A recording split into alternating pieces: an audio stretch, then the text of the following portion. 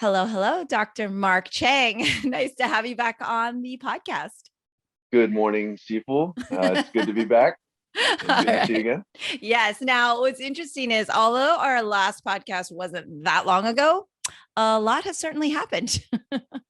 For sure. For Yeah, sure. yeah. And it's been really great. Actually, since our last conversation here on this show, we've been able to really keep in touch and keep current with things happening. And I'm following you and you're following me. And it's been really great to get to know you, but also kind of see what you've been up to. And one other thing that resonates, of course, is right after the murders in Atlanta, it put a lot of things in perspective of how intense and how the level and gravity of the anti-Asian hate is not that it wasn't upsetting before, but that was just kind of like a real kick in the stomach. And there's been so much sadness and frustration, and it's continue on. So I just wanted to check in and see how you've been holding up, and what you've been doing to kind of keep yourself grounded and not so angry on a daily basis. I've been pretty lucky. I mean, I think for myself, I've been so busy that it doesn't allow me time to sort of sit there and just kind of stew in the unfortunate realities of the situation. Mm-hmm. I think one of the things that probably kind of got under my skin um, after Atlanta, and certainly after even the earlier incidents, was hearing people talk about like, oh yeah, everybody loves Asians, this, that, and the other. There's nothing special going on there. Like, no one's bullying the Asians. What are you guys whining about? And like, when you look at it, uh, if there weren't an anti-Asian hate situation going on, or a problem going on, or a trend going on, you wouldn't be hearing a lot of these perpetrators quote that. Now, I think to point the finger solely at white supremacy is a little bit misleading, because the perpetrators of the violence aren't, as far as I know, aren't all white.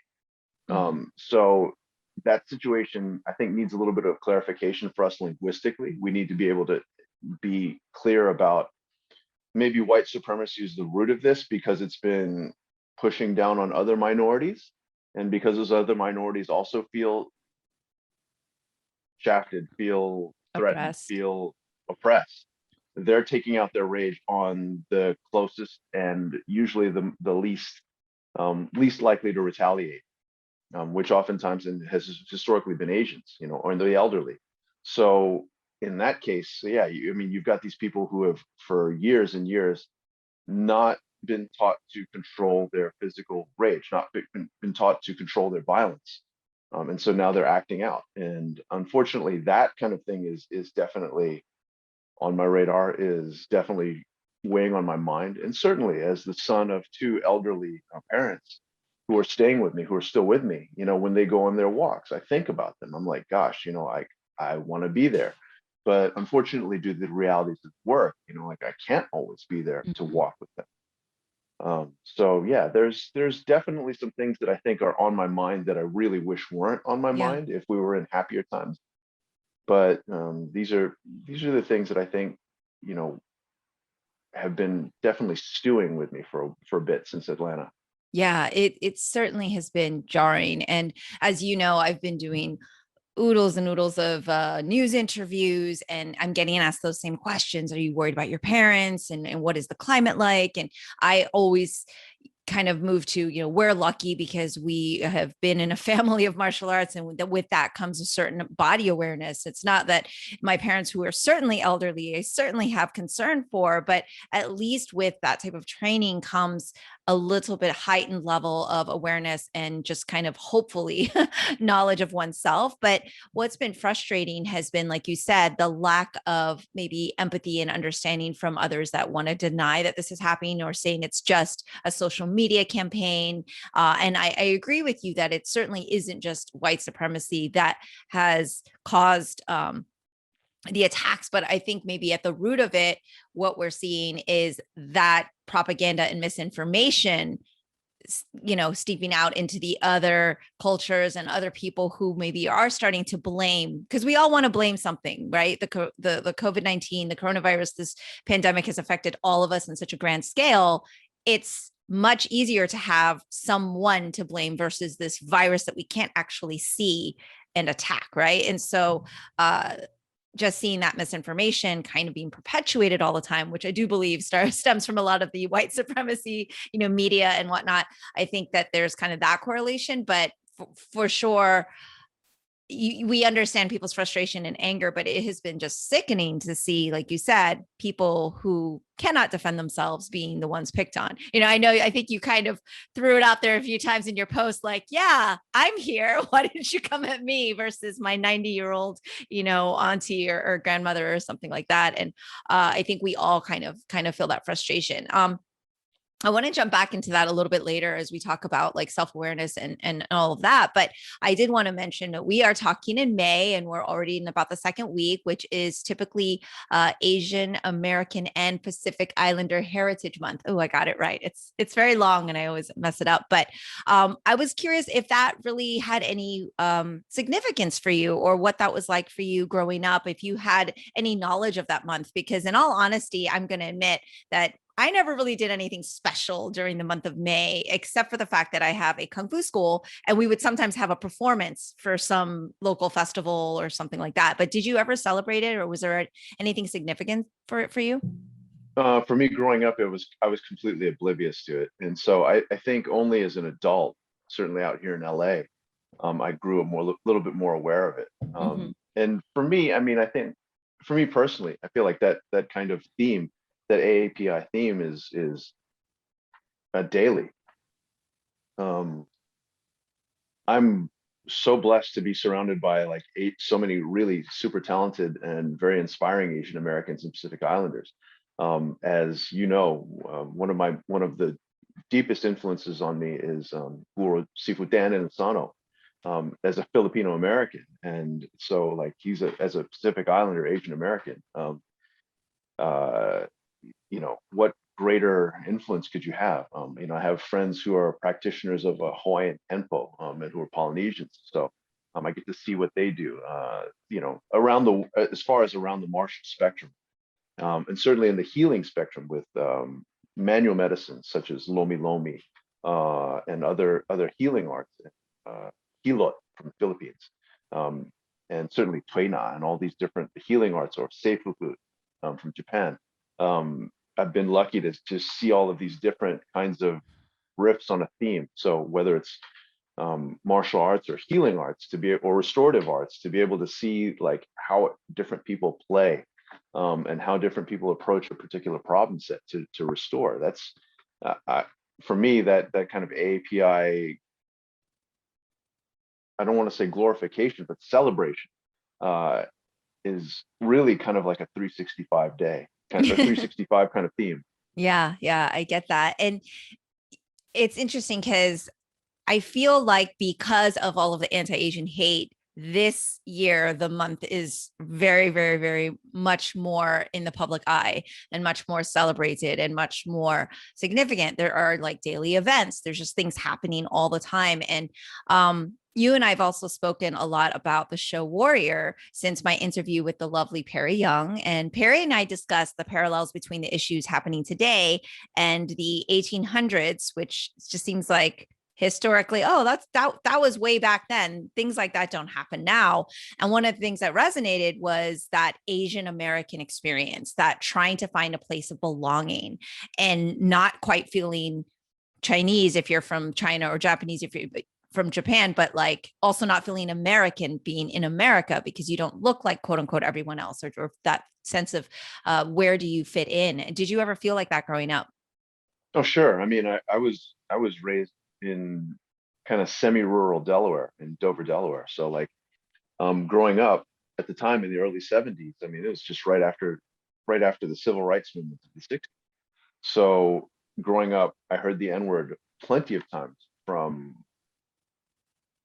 neighbors, from kids in school, I mean, all sorts of things like that. And to be called chink, gook, slant, things like that. I mean, like I've heard all of that growing up. And to see it coming back now, I remember like not that long ago, maybe like a week or two ago, I had a conversation with the son of a friend of mine who was in college, and an Asian American young man, and he was struggling because where he was going to school, in a more rural part of the country, outside of the campus, he was hearing quite a lot of these epithets and hearing stuff like that and thrown at him. And he's the sweetest, most chill, down to earth. Like there's nothing confrontational or belligerent or obnoxious about him at all. I mean, and I've seen this kid a lot of times.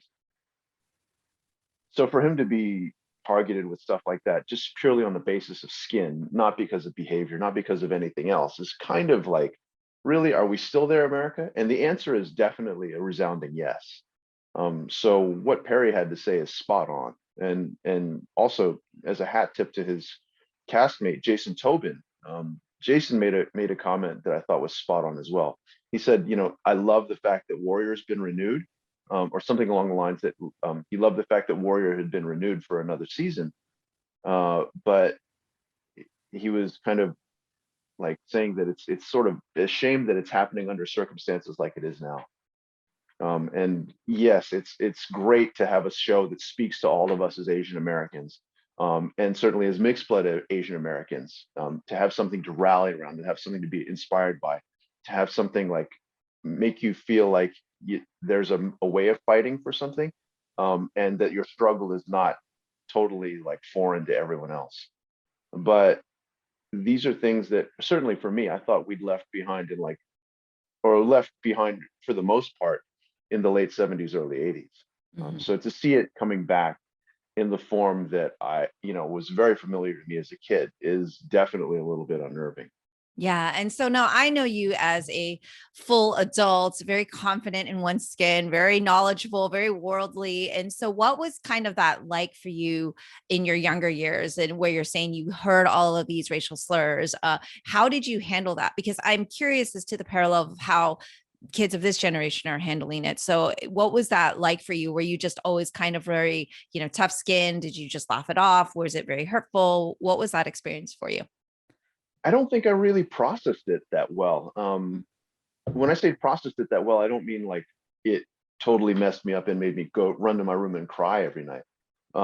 It wasn't that. It's just more like it confused me. Like, why are they saying these things? Like, I don't get it. And it was almost like part of the vernacular a lot of times. And it's very interesting because a lot of the people that would speak that way back then don't really do it now. But I think it was just part of the culture back then. And so I remember hearing that as a kid. I was like, oh, I came home. I remember one time I asked my dad, what does gook mean? And my dad is like, he's like jaw dropped. Yeah. He's like, oh my God. And so when he explained it to me that it was an anti-Asian slur, I was like, oh, that's odd. Yeah. That's And not nice. yeah, I just remember as a kid kind of being like, huh, what did I do? And so that kind of thing, I think, often played into my head as a kid growing up. Like, did I do anything? Because if I was acting a fool, we all know that if you act a fool, you draw negative attention, right? Now, and I think there's a line of responsibility that needs to be borne there. If you're acting a fool, if you're being obnoxious, if you're being a pest, if you're being a menace to society, then you draw some kind of negative reaction from people. But for that to be a racial reaction is a little bit different. I think that's something that people need to be responsible for as well. So as a kid growing up, I remember hearing a lot of those words and just being like baffled more than anything else. Like, why is this coming out? Yeah, I agree. And that's what's really been interesting to me, because I wonder if it's like you and I are discussing now, we just heard it and didn't really take it as a personal attack in the way that we see. For example, you were talking about discussing with a friend and how difficult that was for them. And I wonder if it's been inflamed because they see the correlation of, well, we're saying this to you, but that could lead to an old woman on the street getting hit over the head, and like they see this violence and they see what it really means. Like, we hate you because you look like you do, or you come from where you do, or your background is that. I think when we were younger, you and I, Oscar and I, my husband, we were watching Minari, and in this film, it's like two young kids and they're just hanging out. And the kid's like, oh, why is your face so flat? And the kid didn't go home and like cry over it or be so upset because this kid said this. And a lot of times the kid doesn't even really know they're being racially incorrect or whatever. And I turned to Oscar and I'm like, oh my God, I remember in second grade, a kid turned to me and said the exact same thing. Right. And I didn't go home and cry, like you said, but thinking about it now, if someone were to start just like kind of attacking you for how you look, how you are because of your culture, I think we would take it differently because we're a little more educated on what that means, but it's also the context. But I do wonder, how will this generation cope with that? Because you happen to be there as a uncle figure to your friend. So you knew about this and you could help with that. How many kids are going through this and don't know how to process it, don't have someone to talk to, and then are taking it in the way where they can see in the media what that really means? Because I think it's that ignorance is bliss thing, right? Like you and I are a little bit like, well, these people said these things. It wasn't very nice, but I don't know. We didn't take it in the same gravity. And I wonder, is that going to be more damaging for this generation then? I think you've got a very, very legit point there. A friend of mine, Peter Crone, has a line that I think is very telling and very apropos here. And he says, words are the wardrobe of the soul. So I'm going to repeat that again. Words are the wardrobe of the soul. So when you listen to how people speak, when you listen to their language, when there's hate in there and then they play it off, that's telling you two things. There's both hatred, which we all know is born of ignorance, but also cowardice because they're trying to play it off. They're trying to not be called out. They're not trying to face it. So I think, it's one thing to be careless with your words and go, well, I didn't really mean anything by that. Yeah, okay, that's cute. But the thing is that your speech then informs other people and it hits triggers in their subconscious. And some of those people will act out based on that. Now, I know that there's certain people who will go, well, I have free speech and I can say whatever I want, and how they act is on them. Great. So if you're putting that out karmically, understand that those kind of things will come back around, and they will inflict a lot of pain. You may not have to believe in karma, but you certainly can't deny cause and effect. Mhm. So to see that there are people out there being so callous, not just careless, but callous with their speech and not understanding like the triggers that they pull when it comes to people that are predisposed to act out violently, people who have less control, people who have issues, people who are closer to, let's say, more vulnerable populations, such as the elderly, such as children, such as whoever, right? Or even such as adults who are untrained or unable to respond in a physical sense. When you trigger individuals like that who are willing to prey on these other populations, you are also responsible. So in the hate speech, in the speech that like people go like, it's just a word. I'm not hating on anybody. You're not admitting you're hating on anybody. You're not admitting, you're not facing, you're not owning the responsibility of what's behind the words that you choose. And I think that's an important like come to Jesus moment for a lot of America to have. Absolutely. I think that you have something there is that I've been talking to a lot of my youth about as well, where they say, well, my friend didn't mean anything by this, or they're my friend. And so because they're my friend, it couldn't be a racial attack, right? It couldn't be harassment. Like I'm trying to define that with these kids. I've been asking a lot of questions from my teens and my youth. Have you ever had an encounter where someone has said something because of, your background or anything? And I was surprised at how it's weird that I was surprised because I know it's happening. Of course it happens. It happens in every generation. It's how they handle it. And I was surprised at how much it was happening and to what scale it was happening amongst friends. And I said, like you said, ha ha ha, I didn't mean anything, but it is our responsibility to correct that because like you just said, that trick that can escalate into them then acting out and thinking it's okay and get in that continuous path, right? And so I was really surprised to hear like a high schooler and how often their quote unquote friends were saying things like, oh, well, don't you eat dog at home? And don't, and just all of this like constant stereotypical things. And I said, do you ever correct it? I asked, and they're like, no, I never really say anything. I just let it be. And I go, okay, well, you don't have to get in a fight or an argument, but there's definitely room for you there to correct that, because they may say that to you and you may take it one way, but they may go to say that to someone else, and that could escalate into something completely different. And it also reinforces the idea that that is okay when it's not. Right, right. I think context is king there, and it's kind of tough because, like, let's say one of my best friends, Dr. Jim Yuan, right, Yeah. who's another Chinese American guy. Like, if we're joking back and forth, like throwing, Asian Americans under the bus because we're talking about, these are the things that we struggle with our own Right. people. Right. It's one thing. If we're in racially mixed company and everyone else is kind of throwing banter back and forth, and it's banter and you can tell by the vibe, Right. that's one thing, because Right. they're kind of owning it, and they're also there's a give and take, because we're Right. like, there's reciprocal teasing. But to see how those people act, those individuals act that tease that way, outside of the context of such like a closed room, and see how they treat people in public, I think that's important, because like some of the people that we write permission slips for are also the same people that don't know how to contextualize their speech, or don't know how to contextualize their behavior, and will say things with a different spirit. Like, a lot of times we can use like, for example, like the N word.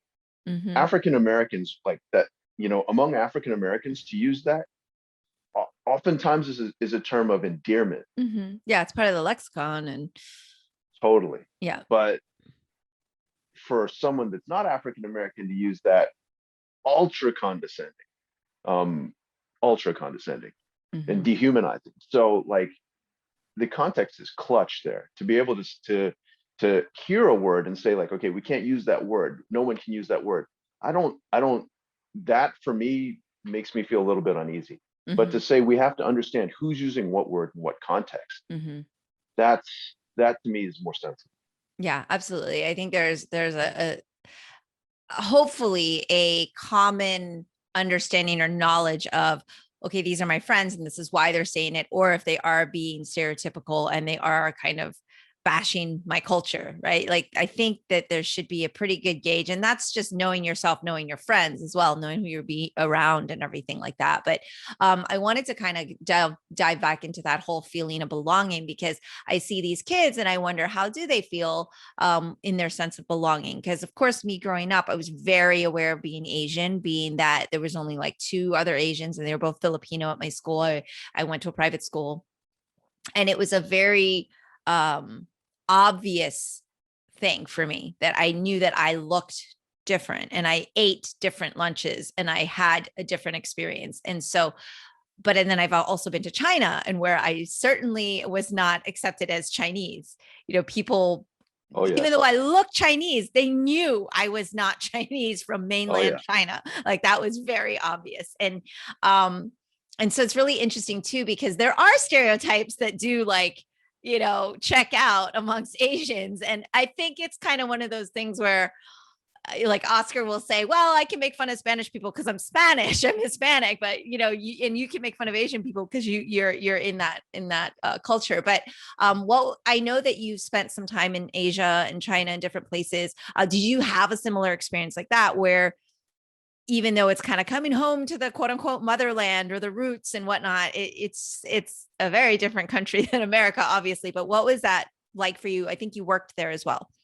Oh sure. I mean, on a variety of levels, it was like that. I mean, as a little kid, I remember when my mom went back to Taiwan to visit her parents. She took me to an amusement park, and like, there were some, like a cart thing that was self-powered, like you step on a pedal and it would, propel you around.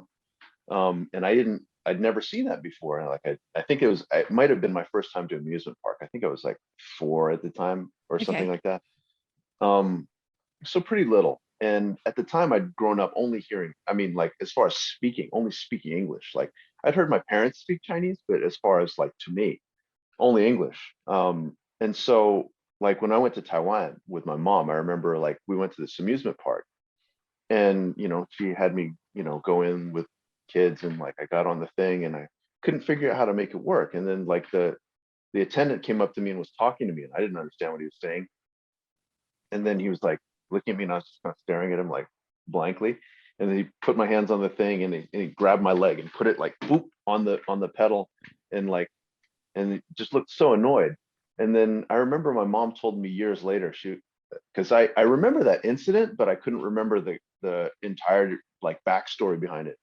And evidently that attendant was like, my mom talked to the attendant, asked like what was going on. And the attendant at the time was so shocked that I couldn't speak Mandarin or Taiwanese. Yeah. Um, being a full-blooded, Chinese American, full-blooded Chinese. And he was like, "What's wrong with him? Is he retarded or something like that?" And he sincerely meant that. And she was like so shocked and so hurt. And that was like when I was little. So fast forward a couple decades and a few decades. And being in Asia working and doing research. So like, as far as places I frequented, Korea and mainland China are the two big ones. I've only been to Taiwan, I think maybe a couple of other times, just for very short stints, usually for martial arts stuff.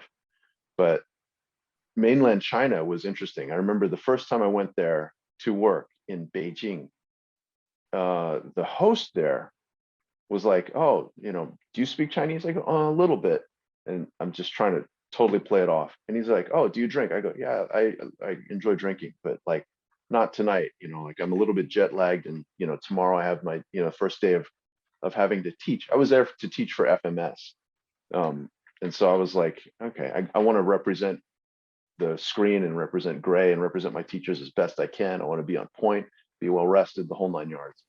And he goes, "Okay, well, let's just go out to dinner." And so we went out to dinner, and he's like, "Oh, so what do you like to drink when you're back in America?" And I go, I'm kind of fond of vodka." He goes, "Oh, okay." And so like he whips out his phone, and he's like talking to me, and I don't see what he's texting. Later on, he's a little bit careless and leaves his phone on there and figures that I can't read Chinese. And so it said he was texting his assistant to bring by 3 bottles of vodka. I'm like, this is going to get interesting. And so like Did during you play the drinking game? We'll get to that. So he's talking kind of real subtle crap the whole time. Like, "Oh, have you ever had baijiu, like Chinese stronger liquor?" And I'm like, "Yeah, I've had it before in a previous visit. When I came like in the 90s. He goes, "Oh, did you like it?" I go, "It's okay. It's just not my preferred drink." He goes, "Yeah, you Chinese Americans, a little bit weaker. You don't really." So he just kept on throwing in things like that. So it's like, Yeah. "Oh, okay." I'm just letting it slide and kind of grinning. And then his assistant shows up with the 3 bottles, and he goes, "Yeah, it's a pity. We have this good vodka here, but like since you Chinese Americans probably don't know how to hold your liquor like real Chinese." And I'm like, "Oh, okay." And he goes, "Well, maybe you can have just a little bit." I go, "Oh, okay, okay." So well, I played the 3 refusals game, and then so we're drinking. And I'm like, "Man, I really didn't want to do this, but I think I'm gonna have to put a hurt on this guy." And so like I'm drinking pretty much straight vodka, very little ice, just ganbei. Literally, for those of you guys that don't know what ganbei means, your listeners, gan meaning dry, bei meaning beis, the cup, right? So when you say ganbei, it's like one shot, right? People Finish equate it to cheers. Yeah. People equate it to saying cheers, but it's really like shoot it. Yeah, the whole thing. Drain the glass. Done. Yeah. So I'm like, gan, draining it. And then like this guy's like turning red, and he's a bigger guy than me. And he had us seated in this place where like you have to have some relatively deft footwork to be able to get around the table to get to the restroom. And so like I kind of walked around that, wasn't wobbling, wasn't holding the table, nothing. Calmly went there, calmly came back. And this guy's getting redder and redder, and I'm just drinking with him to the point where like I'm trying to accelerate the drinking because I want him to feel this the next day. And so then he apologized. And then after he apologized for saying like, "Oh, I shouldn't have said that. Like, this, yeah, you can clearly hold your liquor. I'm sorry for calling you out." And then I started speaking to him in Chinese, and then he got even more embarrassed. So yeah, as far as people who pass judgment on you because you don't look like them or you don't fit in like them, yeah, I'm very familiar with that. I mean, like both over there in China and Taiwan, certainly in Korea. In Korea is interesting. Koreans are like, if you're not Korean but you make the effort to speak Korean, they give you a lot of props. Mhm. So I'm, to my Korean friends and family, like I have a lot of affection for them, yeah, a lot of good feeling over there and good memories in Korea. But at the same time too, they're like, yeah, you're not Korean, you're not this, you're not that. So like there's a little bit of exclusion, but it kind of makes sense because like ethnically I'm not. Mhm. But certainly here in the States, there's a kind of, you're not white, which is no kidding, dude. Like, but at the same time too, the American populace is such a melting pot these days. I mean, it's been great in the last, I would say, 10 years to be able to turn on the TV and see shows like everything from I don't know, look at NCIS, right? Like any of those shows where like you have a black lead, you have um minority leads, you have I can't remember the name of the woman, I think, who was on NCIS or CSI. There was a Brazilian who was playing opposite LL Cool J, Mhm. a Brazilian woman. So to be able to see these different ethnicities on the screen, I love it. To have shows like Warrior, which is so exciting, so such a thrill to see. Yeah. Marco Polo, um, which was written by our friend John Fusco. Mhm. I so thoroughly enjoyed Marco Polo because it helped it helped the audience understand that Asians are more than, like, especially Asians from that time period in the cons, for example, are more than just these random savages that went around, raping and pillaging and beheading and doing things like that. But rather, these were people that had a very distinct culture, very distinct ways, very distinct logic, and very empathizable ethics Mhm. and Mhm. morals and values. So we're very lucky in a lot of ways over Yeah. here, I gotta say.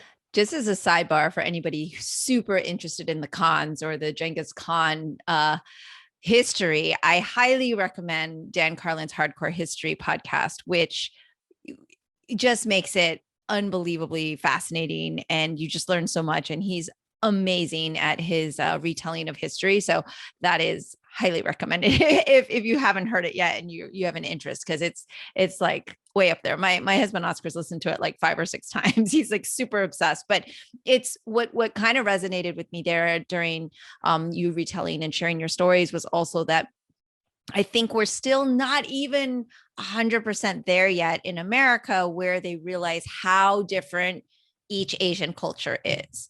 Like they're vastly different. And like you said, there's not even an acceptance like, oh, well, you're also a fellow Asian. Like we're so finally coming to, I think this year, really wanting to unite more, but like each Asian culture speaks different languages. And so what unites people is language. That's one of the big things. If we can communicate, then we're on the same page. But all of these Asian cultures speak different languages. So one of the issues that we were having, because as you know, I have been partnering with law enforcement to try to get more Asians to report crimes, to let them know when things are happening, but they're afraid to call because it's like, oh, they don't speak my language.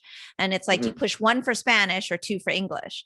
And it's like, yes, Right. there's a lot of different Spanish speaking countries, a lot of different cultures there, but they all speak the same language. So the Yes. challenge between the Asian culture is like all different languages. And also there are a lot of different, there are some similarities, of course, in respect and, even some of the foods, there's little influences, but I mean, they're radically different cultures and the acceptance amongst each culture is not equal for sure, so Totally. I do love though that your drinking story. I spent time in China as well, but I did not have a drinking challenge by any means, and I'm very That was glad. so And unintentional. I'm very glad because those who are listening, yeah, that Baijiu stuff, it's like diesel gasoline is what I would refer it to.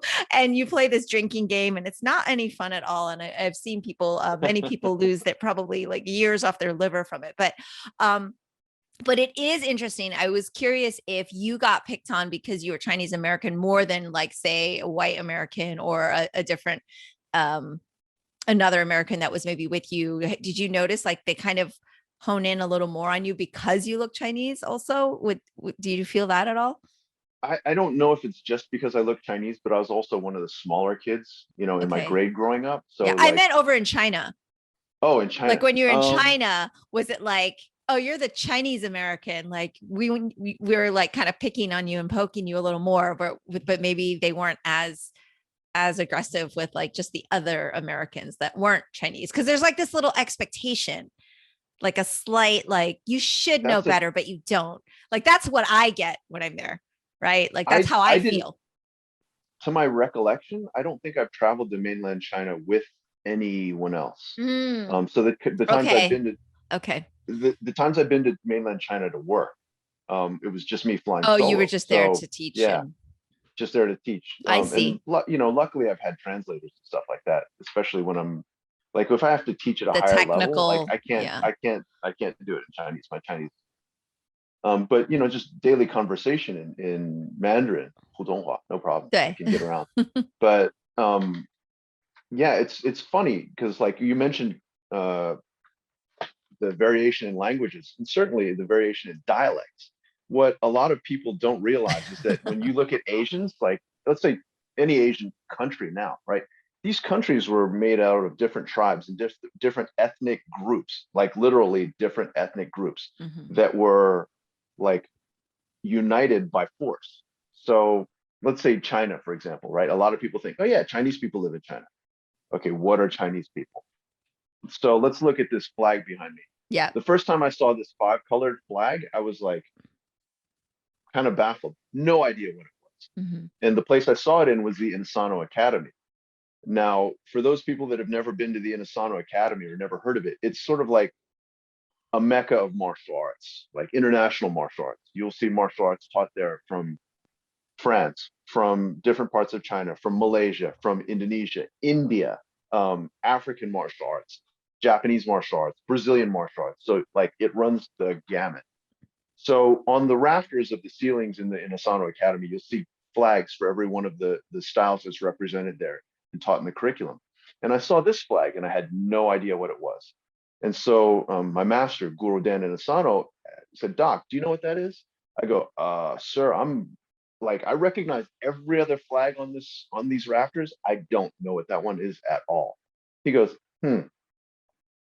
well, let me tell you. I was like, please do, sir. When he was setting up the academy, he wanted to have flags to represent and pay respect to the place of origin of every single one of the arts that he taught as part of the curriculum or that was being taught there as part of the curriculum, even if he himself wasn't teaching. Mhm. Um, and so when it came time to find a flag to pay respect to Chinese martial arts because of the Chen, Qi, Qun, Dao, Jun Fan Gong Fu, and any of the other styles that fit in, um, he was kind of struggling because it's like, if I put the Taiwan flag, people from mainland China will feel slighted. And, if I put the mainland Chinese flag, everyone that's in expat Chinese communities or non-mainland Chinese communist communities will feel like upset. So, the people from Taiwan, Hong Kong, other places, Singaporeans will feel upset because it's like they'll say that doesn't represent Chinese people as a whole. And he goes, so I did some research and I found that one of the last flags that unified China was this five colored flag. And so I did some research on it. And so he goes, Doc, I invite you to do a little bit of research yourself and find out what it stands for. This 无视国旗, like five colored flag, actually is very interesting. Each of the colors not only represents the five colors of like the five elements, but also represents actually it's not quite the five elements because it's missing green, and blue and black would be both for water in terms of the five elements. But in terms of like the ethnic and cultural influences in China, I thought this is very, very telling. The red stands for the Han Chinese, the ethnic majority of Chinese. Yellow stands for Manchurians. Blue stands for Mongols. So Hanman, Meng, Hui Zhang. The Hui Muslims are represented by white. And the Hui people are often referred to as like, or they're referred to important parts of their culture as qingzhen, pure and true. So that white stands for the purity. Black for the Tibetans, so zangzu.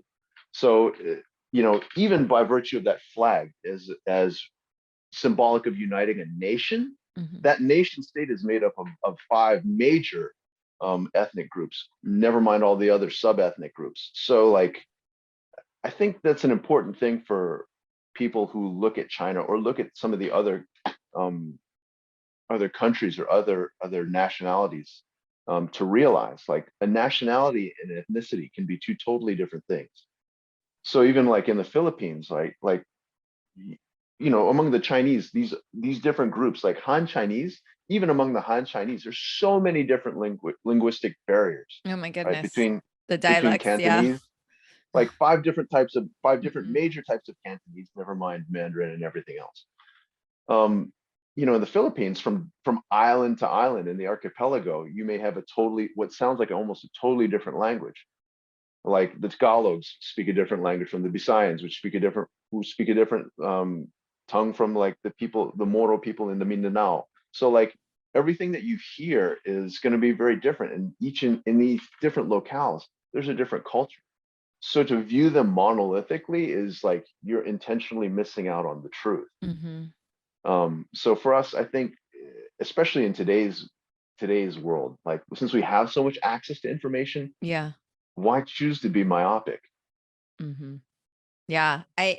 I'm all with you there. And this is why one of my big things was I want to be more educated. And I didn't get that education, of course, when I was growing up here in America and just even the Asian American history. And that's why I put a petition out. It's been a real passion of mine, but I'm with you. I think one of the big things for AAPI heritage that we can all do is just like kind of step outside that comfort zone and learn something new, learn something about another culture. And a really cool way is to talk to someone from that culture. And they may not even know, and it'll help them learn more about their culture. So I just think like these conversations are super important. And I mean, naturally, I always gravitate to food. Like we could just talk about the foods we all love from all these cultures, and that like brings us all together. Because that's one of the most, universal things we all want to do is like eat something delicious. And I think there is a little bit more of a respect for food, even versus someone's tradition, because, it's food. Totally. I mean, I think that's why the late Anthony Bourdain is so missed. Like he was one of these guys that could travel anywhere in the world, and like Mhm.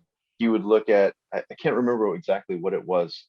He said there were three questions that he asked everywhere he went. Like, what's important to you? How do you eat? And then what makes you happy? Or what's the message that you want to send out to the rest of the world? Mhm. And so like those three things I think unify so much in terms of our food, in terms of like our priorities. And so like no matter where he went, he found that there were kind of riffs on a theme. Like everyone was saying kind of the same thing, no Yes, matter where yes. he went. Yeah, at the end of the day, I mean, as a fitness professional, really all clients want the same thing, right? They want to look good, they want to feel good, they want to be with their families, they want to be happy. Like we're all kind of seeking the same things as humans.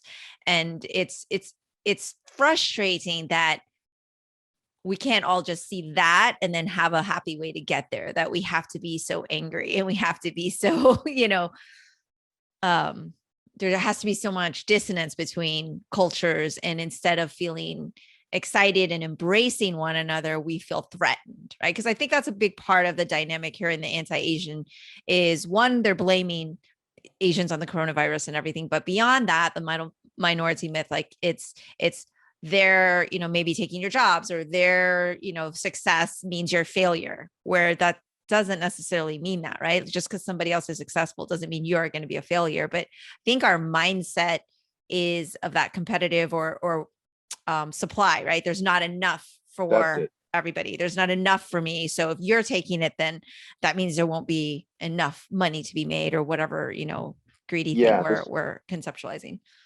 totally. I think that scarcity mindset, that feeling of like I'm not going to have enough, that feeling of Mm-hmm. like insecurity of resources, of safety, of safety being health, or safety being like being wanted, like simply being wanted by someone else, right? Like, oh, uh, that guy's going to take my job, or that guy's going to take my money, or that guy's going to take my resources, or that guy's going to buy out my building, or whatever, right? Mhm. Like there are all of these like what if insecurities that come into play that oftentimes don't really have a basis in reality. Yeah. Yeah. um, which is, it's interesting how people who feel threatened, who feel insecure, will act. You corner an animal and you watch how it acts, and a lot of times people just in their own minds make up these constructs so that they feel cornered, and then they act out on that. Um, yeah, I think a lot of the funny things about that in terms of race is that, like, if people were to actually watch what's going on, no one's taking your jobs. Maybe the people who are power players above you, who are white, who are rich, are actually giving your jobs to someone else. So the Mhm. people that you want to be holding accountable aren't the people that are actually working in customer service, or working in sanitation, or working in whatever, but maybe the people that, you know, decided that they would hire those other people instead. Mhm. And then maybe also too, like, this is a line that I heard from my Brazilian Jiu-Jitsu teacher, Roy Harris. He said, if you look at like when you're pointing a finger, the finger that's pointing is only one way, but there are three more pointing back at you. So like, if you're worried that someone else is taking jobs, well, how many people of your particular ethnic group do you see in this particular line of work that, for example, is taken over by whoever, right? So if it's taken over by whomever, like, how come you're not going for those kind of jobs? And how many of people of your ethnic demographic want those kinds of jobs? And if the answers aren't like 360 congruent, then maybe you should ask your own self that question, like, why are you poking and making accusations about that? Mhm. I agree. And what's been interesting is that a lot of people have asked me because there's frustration. Like I live in Orlando and we have kind of a nice little metropolis bubble here of what I consider people who are a little more like-minded. And as you come outside of that, we find like the dissonance between those who voted for 45 and like completely bought into the narrative. And I completely disagree with that. Obviously, everybody who is listening probably knows that, and who didn't agree has already tuned out anyway. But they've asked me, like, why would an immigrant or why would somebody of a BIPOC community want to vote against their better interests? And I'm like, it's that fear that has been instilled of the scarcity. It's that fear of like, well, I'm already here as an immigrant, but if more immigrants come in, and because people just couldn't understand how they would vote against their better interest or against the better interest of their people, right? Like this is our community and we should be like lifting each other up. And if we actually did that, we would find that the world would be a better place, but it's just like not the reality we live in, unfortunately. I think some ethnic groups also have been acculturated to, if you're equating good person with Mm-hmm. patriotism slash nationalism. So it's like, if you're a good person, you're that kind of person who is super vocal about endorsing the government, endorsing like law enforcement, endorsing the military, endorsing the people who like are the hegemony makers. Mm-hmm. And in some ways I get that, like, if you're a new person in the country, you want to show gratitude for all the freedoms that you have. But on the other hand too, right, like, if your whole personal identity, your whole sense of self-worth is tied into how loud of a cheerleader you can be for the government that rules over the place that you're in, um, what if that government that's ruling over the place that you're in is not making the most ethical of decisions? And so you've decided that, as a good fill in the blank, you are going to, no matter what, post a picture of that president on your wall, post a picture of that leader on your wall, like, stand behind them, support them, come hell or high water. I think those come hell or high water, like, endorsements, or like, I'll stand by them no matter what, those themes are something that we also see in people who've been chronically abused. Mm-hmm. Mm-hmm. And I think that's an important consideration for some folks to make in introspection as well. Like, okay, you stand behind these people, but like, are they really people that are lifting you up? are bringing out the best in you and that you are able to contribute to in some meaningful way? Or are you just someone that they tolerate? And if it's the second, why are you standing for that? Why are you satisfied? And I think that's an important conversation, important internal dialogue a lot of us need to have.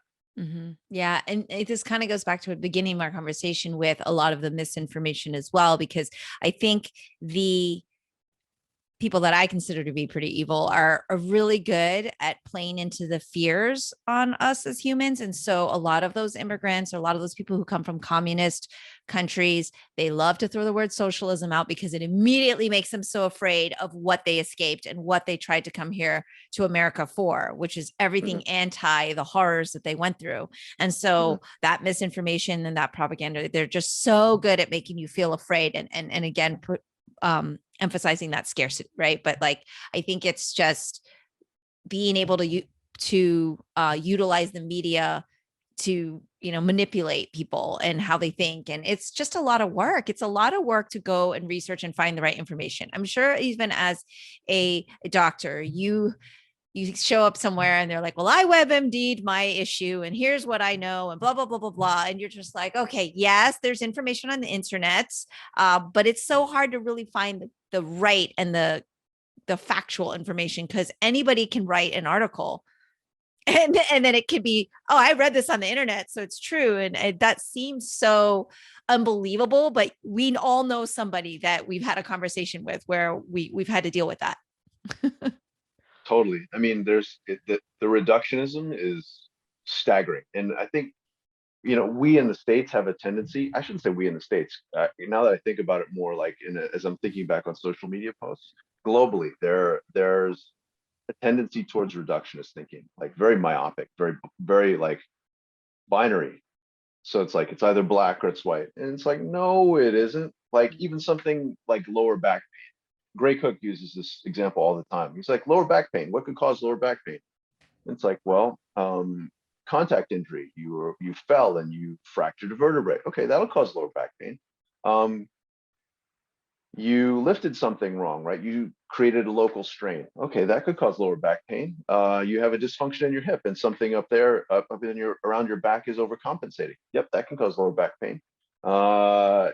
You have, I don't know, some sort of like disc bulge. Like there's a structural abnormality there that could cause lower back pain. You have metastatic prostate cancer. That'll cause lower back pain or can cause lower back pain. So it's like, how do you differentiate? You have to be able to widen your view and take in more information. But if you apply a one size fits all, like what drives me bananas is when I see, like, to your point, as a medical professional, to see people saying like, oh, I check out the number one thing for back pain. Like, oh my God. Or shoulder pain or whatever, you fill in the blank, whatever, right? You do this exercise, it'll fix your, like, there's nothing that is truly that simple. And it's not, I don't say that to intimidate people. I don't say that to belittle, but I'm saying that because like, I want people to be able to think in a little bit of a wider lens to take in more information. So like, as much as we want to simplify and say like, oh yeah, Asians are this way, like situations are this way, people are this way, like there's a yes and no. And we need to be able to contextualize more completely so that we don't accidentally write off people that are good. Don't embrace people that are doing something as bad. And then also too, like even within the bad, there are moments when they will do things that are good and logical. Like there are some things that 45 did. I'm struggling to think of one right now, but I'm sure there are things that he did legislatively that make sense. Right. There have been other things that are sort of like, are you freaking kidding? And same thing with every other leader throughout history. Exactly. The thing is that how we communicate and the honesty, transparency, and respect that we are able to communicate with is clutch. So when we communicate in a way that's precise, that's responsible, that allows people to not only hear what we're saying, but to understand it and then like build on that and be enlightened by it and lift up, I think that's what we need to have in a leader. We need to be able to communicate in such a way where we're raising the level of the playing field. Yeah. And as you know, like recently I've been just harping on that whole education bit, and maybe that's like the teacher side in me. So one, yes, we need Asian American history in schools so the kids can learn about this. Kind of going back to all the anti-Asian hate that's happening now, wrapping up that AAPI month. Like I also conducted harassment and bystander intervention training, which is super tricky. So originally, I wanted the law enforcement to do it. And then there was all these legalities with them giving specific advice to citizens. And even though them as people were like, I'd love to, but my hands are kind of tied because of XYZ. And I kind of came to this understanding reality of how all this works. So they were able to like partner with me and give a safety presentation on awareness and, what to do in terms of trying to keep yourself safe, what to do in like actor shooter, for schools and things like that. So that was all like, okay. So then I took it upon myself to go, all right, well, I already promised this. So let's just go for it. And I've learned so much about myself, but also as a teacher, like, okay, what lines do we want to draw here? Because you're an expert in self-defense, you do K-3 combat, you have extensive martial arts training. And it's like, I'm sure you've been asked this question by so many students and people, like, what's the technique that's going to work? How can I defend myself? And I hate that. I hate the question when people come in and ask about self-defense, because I wish I looked and sounded like my dad, because he could say something very like philosophical, like, self-defense is prevention, or in Chinese, it always sounds better, like self-defense is self-awareness. But, for me to say it, it never sounds as good as when my dad says stuff and just kind of says, look, fighting's not necessarily the answer. Right. But of course, having that knowledge is great. And then addressing every action has a consequence as well. So what do you tell people? Because I'm sure you get asked this question, especially now where people are thinking, I need to defend myself, or what can we do? Um, to speak to part of what your experience was as far as the difficulty for law enforcement to be able to chime in. The law is so variable from locale to locale, for each municipality, state, county. So what's legal in one might not be in another. Yeah. And so to give advice that can say like you can do X, Y, and Z, um, especially when it comes to force on force kind of encounters. Like, I mean, look at the police. Like, even though sometimes they may be following their procedures, they're still subject to all of these different potential liabilities in terms of the law. So for us as civilians, certainly it's gonna be spicy. Um, I think what I would encourage everyone to do, if they haven't already, is regardless of gender, regardless of age, regardless of field of endeavor, regardless of your athletic ability, at the very least, try a self-defense workshop, because it's going to whet your appetite and expose you to what some of the possibilities are. And especially if you're someone who abhors violence, it's really good to understand it. Like what you abhor, if you remain ignorant to it, it's always going to have power over you. Always. And so like if you're ever, God forbid, you're ever faced with a situation where you have to physically defend yourself, your abhorrence to violence has now made you completely and totally helpless. You're now unaware of choices. And in moments when you feel like you can't flee and instead you freeze because that happens to be your nervous system reaction, you've utterly disempowered yourself. So please like expose yourself to the mechanics of self-defense, of martial arts. I'm not saying you need to go run out and sign a year's contract at your local martial arts school or whatever, right? But definitely do explore. And there's something that's important about martial arts. There's something that's important about being able to control our bodies, to understand our bodies, but also to understand like the potential of physical threat. I think that's a reality that a lot of us are finally waking up to. And you and your father, I think, made a point about this in the documentary. And for those of you guys that haven't, shameless plug, for those of you guys that haven't seen Mimi's documentary on her father, it's out on Amazon Prime. Please check it out. As Thank certainly you. as a Chinese American and whose parents are of that same age as Chen I think you guys really need to go see it. For myself though, like I remember growing up hearing from my dad, like, hey, why are you so into martial arts? Martial arts is something that like, thugs do or gangsters do, or like, you want to be a troublemaker? What's your attraction to martial arts? And then when you realize that I'm into it, just like as the phrase goes, for the culture, and taking the knowledge that I've learned from martial arts and using it towards like health and fitness and things like that and rehab, his attitudes have definitely changed. But I think for your listeners and your viewers who are not experienced in martial arts, I think understanding the mechanics of physical violence and the logic behind it also has a lot of carryovers into sport, because you will understand positioning, you will understand 360 awareness. And it's not to say that you have to be ultra vigilant to the point of paranoia and stress. It's not that. The ability to become aware allows you to diffuse situations earlier before they get to the point where like you have to fight. The ability to fight, additionally, like knowing that you know how to fight allows you to carry yourself in a different way, not as in a braggadocious kind of like confrontational, yeah, bring it on kind of way, but rather like, I know I can fight. I also know the consequences of what happened when I fight. So like I could lose or the other person could lose. Either way, someone loses. And that loss may be multifactorial, meaning like not only did maybe let's say I get stabbed or someone else get injured, but then there are legal responsibilities on top of that.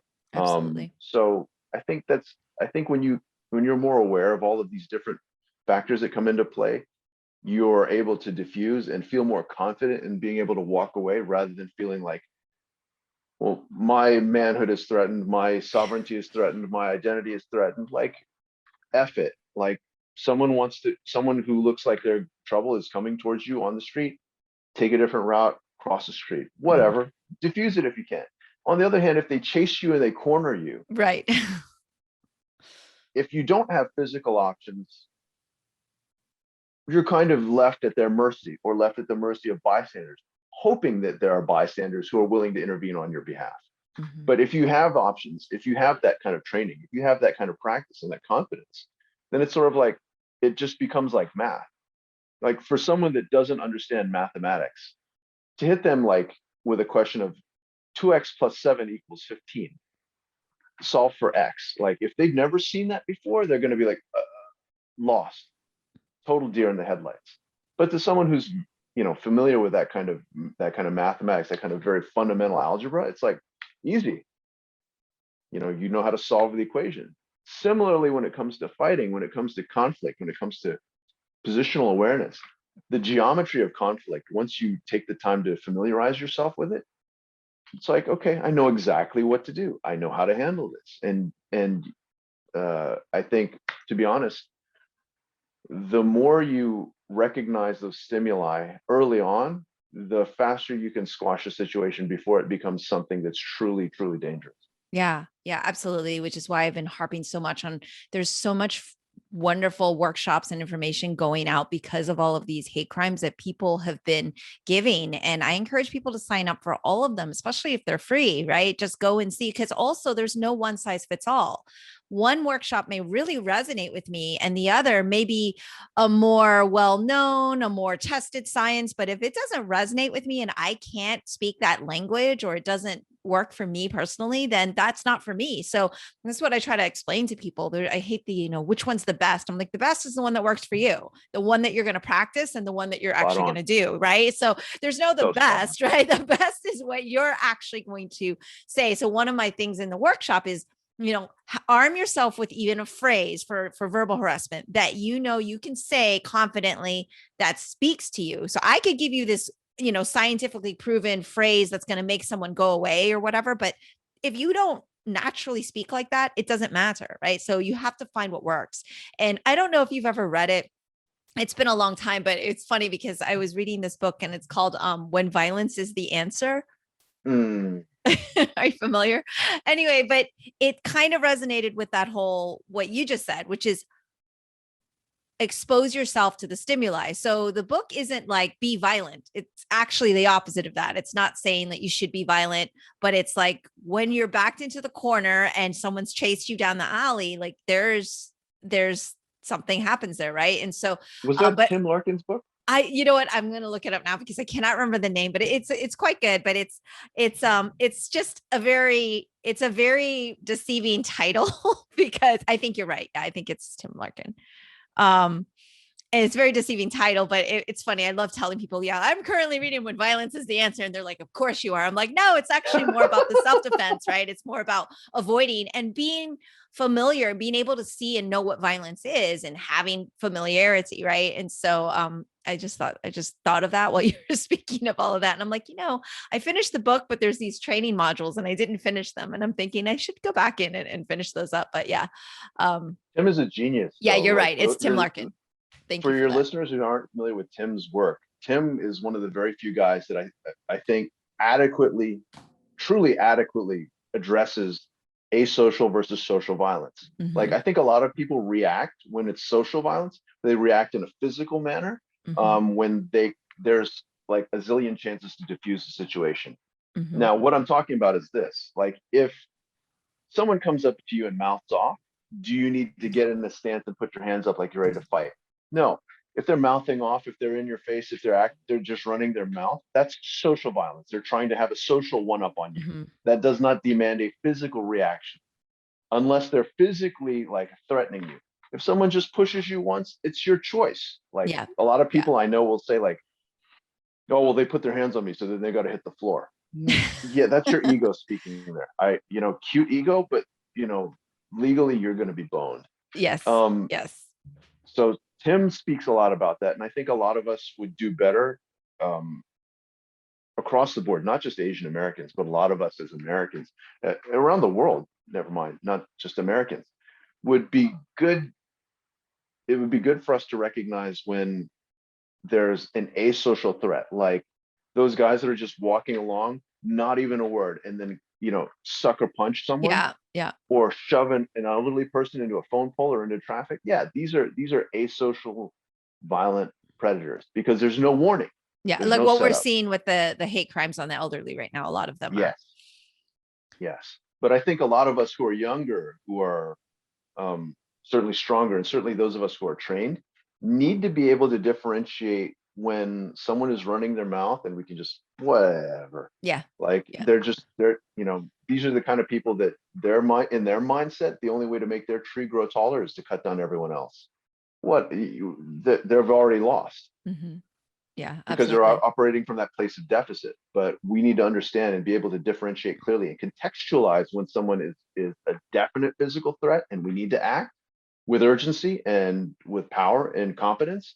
And those other people can just like, whatever. Yeah, I'm with you. Yeah. And that's a really big part of it as well, because the second part of that book is When Violence is the Answer, learning how to do what it takes when your life is at stake. Right. So it's very deceiving to just say when violence is the answer. But yeah, it's also something that people don't realize. When you learn a proper martial art, it helps teach you those instincts of not wanting to just be out looking for a fight and learning how to control those urges of a reaction off of somebody insulting you.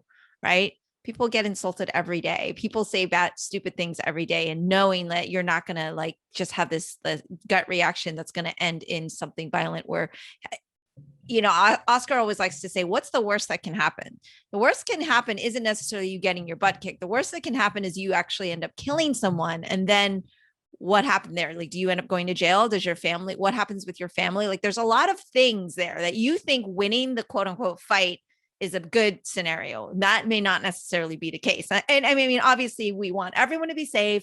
If your life is at stake, absolutely protect yourself at all costs. But I think there's this misunderstanding that martial arts leads to fighting, where actually, in my opinion, it actually helps you avoid fighting more than anything, because you learn so much along with that. So yeah. I'm glad you knew the name of course you knew the name of the author. You're so well read, but I was like, what is the name? It's killing me right now. I'm actually not that well read. I just happen to be, Tim is like a big brother to me. Yeah. Like you guys the same magazine, or like you work I wrote together? a piece on him. I wrote a piece on him for Black Belt magazine. Yeah. He was super hospitable. Like he had me come out to one of his target focus training live trainings. Yeah. And I Awesome. was shocked.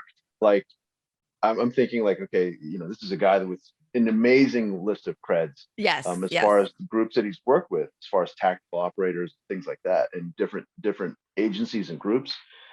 And the entire weekend of immersive training was based on slow motion. Oh, perfect.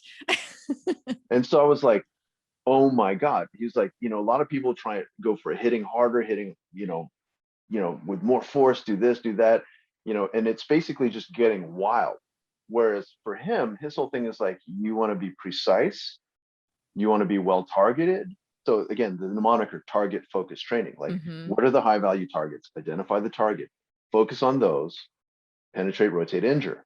And so I'm like, wow, this is great stuff, because instead of just swinging for the fences like a maniac, yes, it's all about like, be methodical, be almost like mathematical in your approach. And then throughout the weekend, repeatedly throughout the weekend, he emphasized that social violence versus asocial violence. And I think that differentiation is clutch. And kids knew that. Like it's something that I've been teaching my kids since they were like little, to understand like, when do you have to throw down, and when can you just like, meh, whatever. And so like, I think more of us as adults need to hear that. yes. I would love to, honestly, like, I don't say this lightly. I mean, I say this as someone who's been around a lot of different martial arts. Tim's presentation on social versus asocial violence, I would love to see as like required curriculum in every school in this nation. Yeah, Oscar and I have talked about it. We're like, oh man, if he's ever in this area, we'd love to go to his workshop. And because I really enjoyed the book, like I said, that's why I was like, listeners, no, it's not a violent book. It's like really, really good. But I'm glad we were able to talk about that and bring that up. And I think at the end of the day, we all have to check our egos. We all have to be accountable for our actions, and we all need to continuously learn and be open to learning. So we are going here. So we should probably wrap up. But Mark, thank you so much for joining me on the podcast again in such a short period of time and having this conversation with me. I think these are discussions that are truly important, and you sharing everything has been invaluable. So thank you. It's always an honor to spend time with you like this. All right. Until next time. Looking forward to it. That's all for today's episode. Thanks for listening to the Sifu Mimi Chan Show. Please subscribe and rate my podcast on your platform of choice and leave a review. You can become a patron of the show at patreon.com/Sifu Mimi Chan to help keep this podcast going. Follow me and interact on social media at Sifu Mimi Chan on Instagram, Twitter, or Facebook.